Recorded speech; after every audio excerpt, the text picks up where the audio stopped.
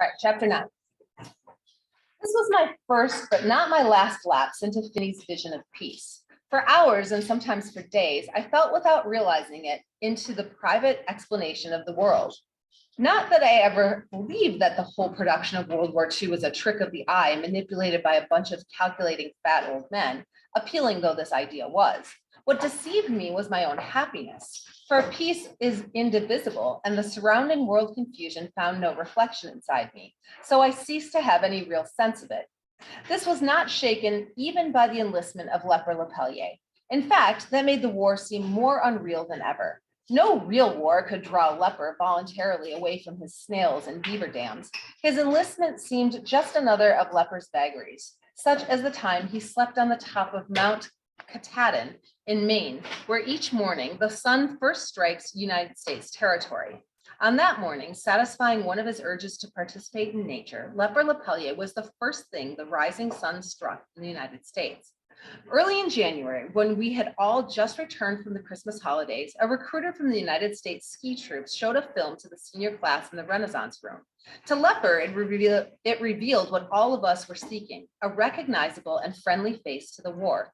Skiers in white shrouds winged down virgin slopes, silent as angels, and then, realistically, herringboned up again, but herringboned in cheerful sunburned bands, with clear eyes and white teeth and chests full of vigor-laden mountain air.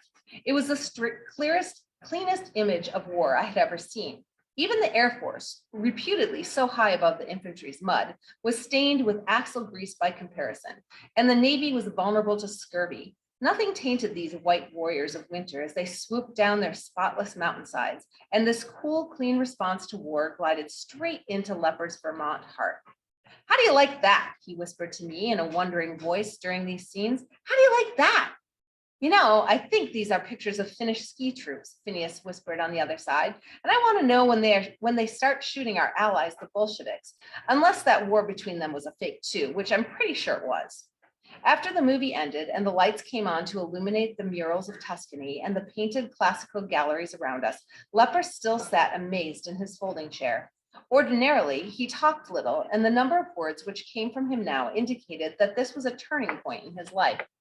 "You know what? Now I see what racing skiing is all about. It's all right to miss seeing the trees and the countryside and all the other things when you've got to be in a hurry. And when you're in a war, you've got to be in a hurry, don't you? So I guess maybe racing skiers weren't ruining the sport after all. They were preparing it, if you see what I mean, for the future. Everything has to evolve or else it perishes." Finny and I had stood up, and Leper looked earnestly from one to the other of us from his chair. "Take the housefly. If it hadn't developed all those split-second reflexes, it would have become extinct long ago." "You mean it adapted itself to the fly swatter?" queried Phineas. "That's right. And skiing had to learn to move just as fast or would have been wiped out by this war. Yes, sir. You know what? I'm almost glad this war came along. It's like a test, isn't it? Only the things and the people who've been evolving the right way survive." You usually listen to Leper's quiet talking with half a mind, but this theory of his brought me to close attention. How did it apply to me and to Phineas? How, most of all, did it apply to Leper? "I'm going to enlist in these ski troops," he went on mildly, so unemphatically that my mind went back to half listening. Threats to enlist that winter were always declaimed like Brinker's, with a grinding of back teeth and a flashing of eyes. I had already heard plenty of them, but only Leper's was serious. A week later, he was gone. He had been within a few weeks of his 18th birthday, and with it, all chance of enlistment, of choosing a service rather than being drafted into one, would have disappeared. The ski movie had decided him. "I always thought the war would come for me when it wanted me," he said when he came to say goodbye the last day. "I never thought I'd be going to it. I'm really glad I saw that movie in time. You bet I am." Then, as the Devon School's first recruit to World War II, he went out my doorway with his white stocking cap bobbing behind. It probably would have been better for all of us if someone like Brinker had been the first to go. He could have been depended upon to take a loud, dramatic departure so that the school would have reverberated for weeks afterward with Brinker's last words, Brinker's military bearing, Brinker's sense of duty, and all of us, influenced by the vacuum of his absence, would have felt the touch of war as a daily fact. But the disappearing tail of Leper's cap inspired none of this. For a few days, the war was more unimaginable than ever. We didn't mention it, and we didn't mention leper, until at last Brinker found a workable point of view. One day in the butt room, he read aloud a rumor in a newspaper about an attempt on Hitler's life. He lowered the paper, gazed it in a visionary way in front of him, and then remarked, "That was leper, of course."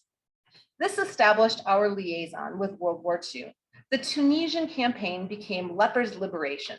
The bombing of the Ruhr was greeted by Brinker with hurt surprise. He didn't tell me he'd left the ski troops. The torpedoing of the Sarnhorst, at it again. Leper sprang up all over the world at the core of every Allied success. We talked about Leper's stand at Stalingrad, Leper on the Burma Road, Leper's convoy to Archangel. We surmised that the crisis over the leadership of the Free French would be resolved by the appointment of neither de Gaulle nor Giraud, but Lepellier. We knew better than the newspapers that it was not the big three, but the big four who were running the war. In the silences between jokes about Leper's glories, we wondered whether we ourselves would measure up to the humblest minimum standard of the army. I did not know everything there was to know about myself and knew that I did not know it. I wondered in the silences between jokes about Leper whether the still hidden parts of myself might contain the sad sack, the outcast, or the coward. We were all at our funniest about Leper, and we all secretly hoped that Leper, that incompetent, was as heroic as we said. Everyone contributed to this legend except Phineas. At the outset, with the attempt on Hitler's life, Finney had said, if someone gave Leper a loaded gun and put it at Hitler's temple, he'd miss. There was a general shout of outrage, and then we recommended the building of Leper's triumphal arch around Brinker's keystone. Phineas took no part in it, and since little else was talked about in the butt room, he soon stopped going there and stopped me from going as well. How do you expect to be an athlete if you smoke like a forest fire? He drew me increasingly away from the butt room crowd, away from Brinker and Chet and all of their friends, into a world inhabited by just himself and me, where there was no war at all, just Phineas and me alone among all the people of the world training for the Olympics of 1944. Saturday afternoons are terrible in a boys' school, especially in the winter. There is no football game. It is not possible, as it is in the spring, to take bicycle trips into the surrounding country. Not even the most grinding student can feel required to lose himself in his books, since there is Sunday ahead, long, lazy, quiet Sunday, to do any homework.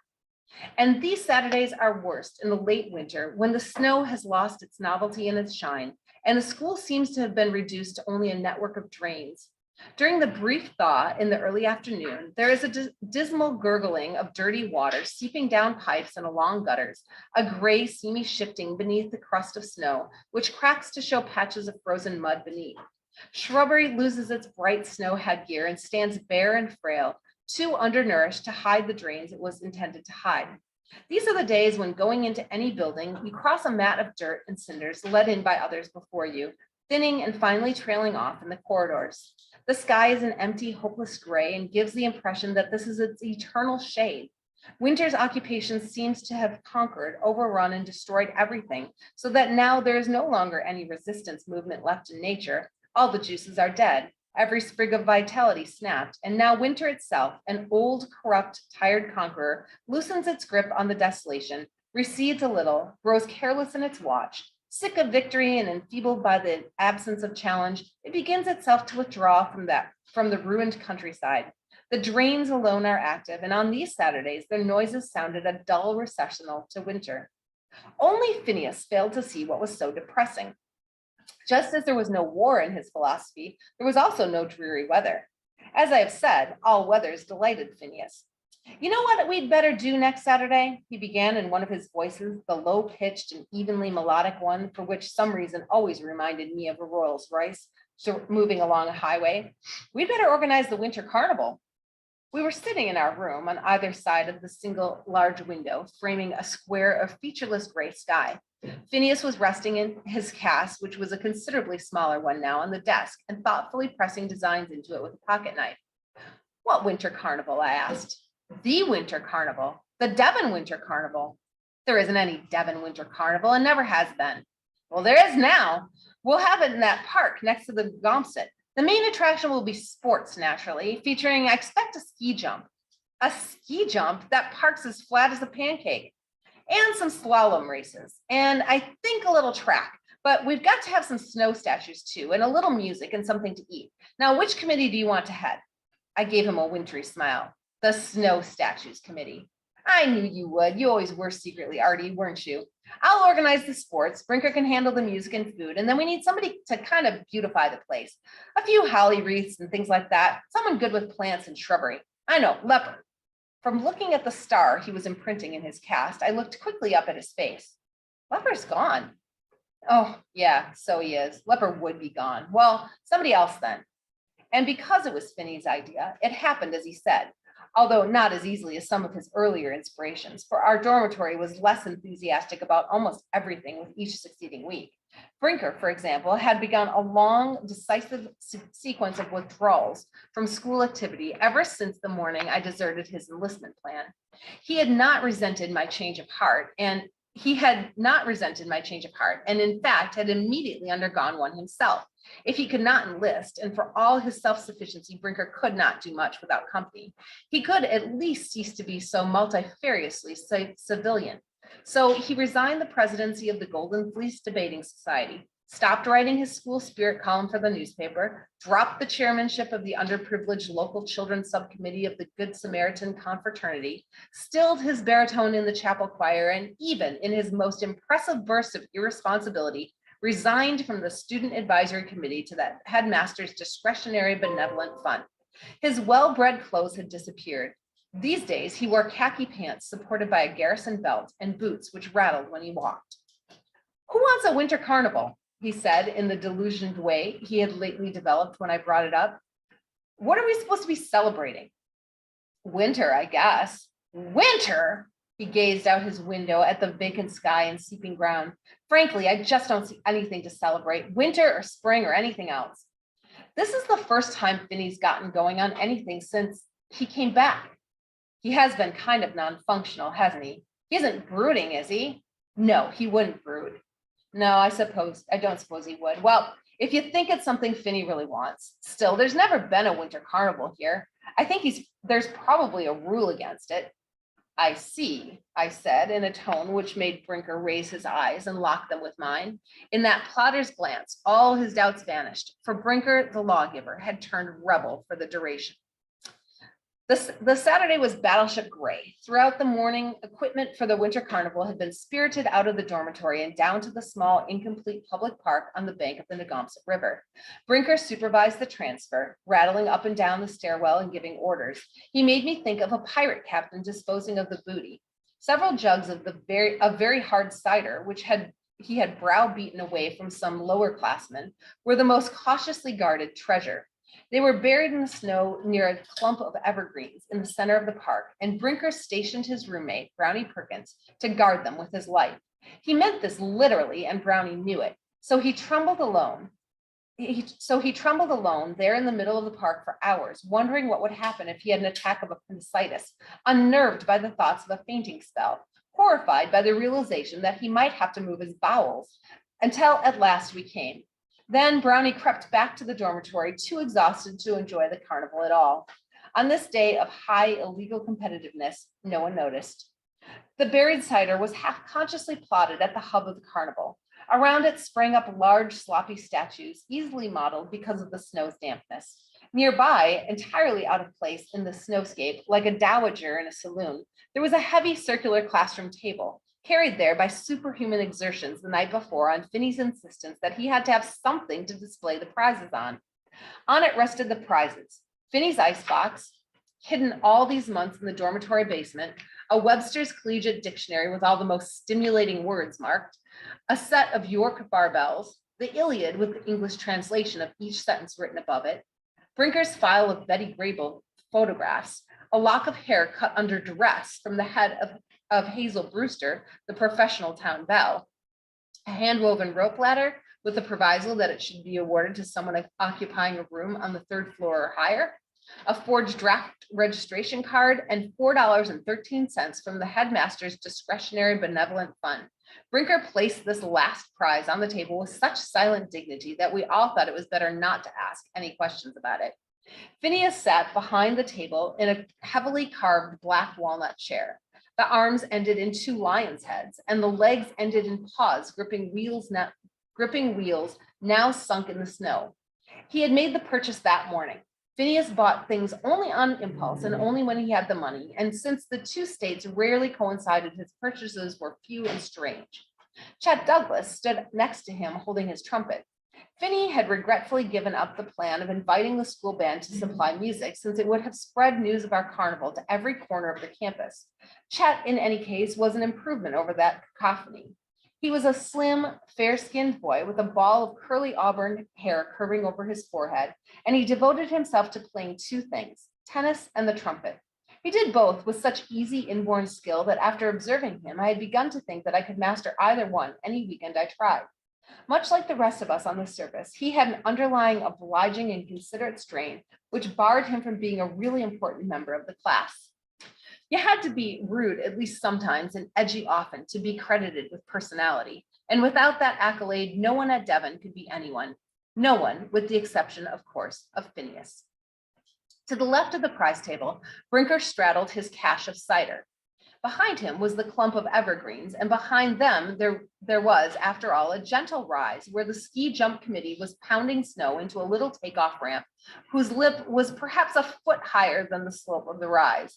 From there, our line of snow statues, unrecognizable artistic attacks on the headmaster, Mr. Ludsbury, Mr. Patchwithers, Dr. Stanpole, the new dietitian, and Hazel Brewster, curved in an enclosing half circle to the icy, muddy, lisping edge of the Tidewater Negomset, and back to the other side of the prize table.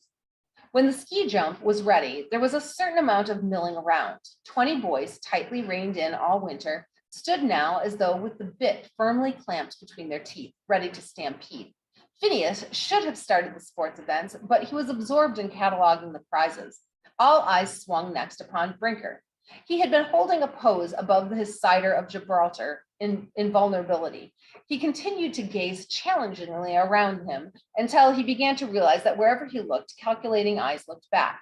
All right, he said roughly, let's get started.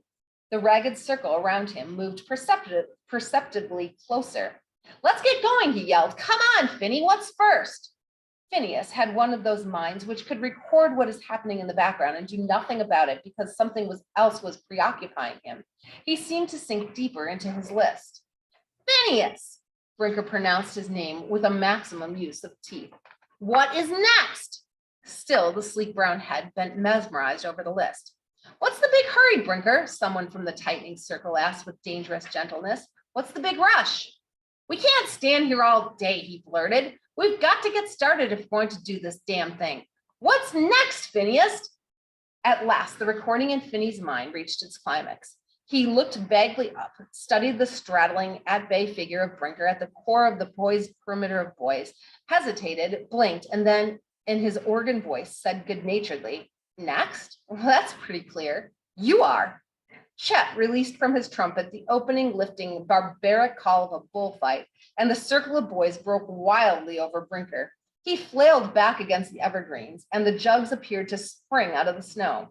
What the hell? He kept yelling, off balance among the branches. What the hell? By then, his cider, which he had apparently expected to dole out according to his own governing whim, was disappearing. There was going to be no government, even by whim, even by Brinker's whim, on this Saturday at Devon. From a scramble of contenders, I got one of the jugs, elbowed off a counterattack, opened it, sampled it, choked, and then went through with my original plan by stopping Brinker's mouth with it. His eyes bulged and blood vessels in his throat began to pulsate until at length I lowered the jug. He gave me a long, pondering look, his face closed and concentrating, while behind it, his mind plainly teetered between fury and hilarity. I think if I had batted an eye, he would have hit me. The carnival's breaking apart into a riot hung like a bomb between us. I kept on looking expressionlessly back at him until beneath a blackening scowl, his mouth opened enough to fire out the words, I've been violated! I jerked the jug to my mouth and took a huge gulp of cider in relief, and the violence latent in the day drifted away. Perhaps the Negomset carried it out on the receding tide. Brinker strode through the swirl of boys to Phineas. I formally declare, he bellowed, that these games are open. You can't do that, Finney said rebukingly. Whoever heard of opening the games without the sacred fire from Olympus? Sensing that I must act as the chorus, I registered on my face the universally unheard of quality of the games without fire. Fire! Fire! I said across the damp snow. We'll sacrifice one of the prizes, said Phineas, seizing the Iliad. He sprinkled the pages with cider to make them more inflammable, touched a match to them, and a little jet of flame curled upward. The games, alight with Homer and cider, were open. Chet Douglas, leaning against the side of the prize table, continued to blow musical figures for his own enlightenment.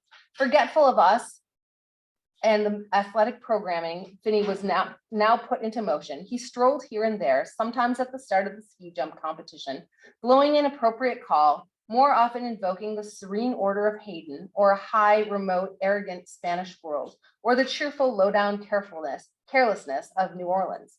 The hard cider began to take charge of us. Or I wonder now whether it wasn't cider, but our own exuberance, which intoxicated us, sent restraint flying, causing Brinker to throw the football block on the statue of the headmaster, giving me, as I put on the skis and slid down the small slope and off the miniature ski jump, a sensation of soaring flight, of hurtling high and far through space, inspiring Phineas during one of Chet's Spanish inventions to climb onto the prize table and with only one leg to create a droll dance among the prizes, springing and spinning from one bare space to another, cleanly missing Hazel Brewster's hair, never marring by a misstep the pictures of Betty Grable, under the influence not, I know, of the hardest cider, but of his own inner joy at life for a moment as it should be, as it was meant to be in his nature. Phineas recaptured that magic gift for existing primarily in space, one foot conceding briefly to gravity its rights before spinning him off again into the air. It was his wildest demonstration of himself in the kind of world he loved. It was his choreography of peace. And when he stopped and sat down among the prizes, he said, "Now we're going to have the decathlon. Quiet, everybody. Our Olympic candidate, Jean Forster, is now going to qualify." It wasn't cider which made me, in this moment, champion of everything he ordered, to run as though I were the abstraction of speed, to walk the half circle of statues on my hands, to balance on my head on top of the icebox, on top of the prize table, to jump if he had asked it across the Negomset and land crashing in the middle of Quackenbush's boathouse, to accept at the end of it amid a clatter of applause, for on this day, even the schoolboy egotism of Devon was conjured away, a wreath made from the evergreen trees which Phineas placed on my head. It wasn't the cider which made me surpass myself. It was this liberation we had torn from the gray encroachments of 1943, the escape we had concocted, this afternoon of momentary, illusory, special, and separate peace. And it was this which caused me not to notice Brownie Perkins rejoin us from the dormitory and not to hear what he was saying until Finney cried hilariously, "A telegram for Jean? It's the Olympic Committee. They want you. Of course they want you. Give it to me, Brownie. I'll read it aloud to this assembled host." And it was this which drained away as I watched Finney's face pass through all the gradations between uproariousness and shock. I took the telegram from Phineas, facing in advance whatever the destruction was. That was what I learned to do that winter. "I have escaped and need help. I am at Christmas location. You understand. No need to risk address here. My safety depends on you coming at once. Signed, your best friend, Elwyn Lepper LaPellier."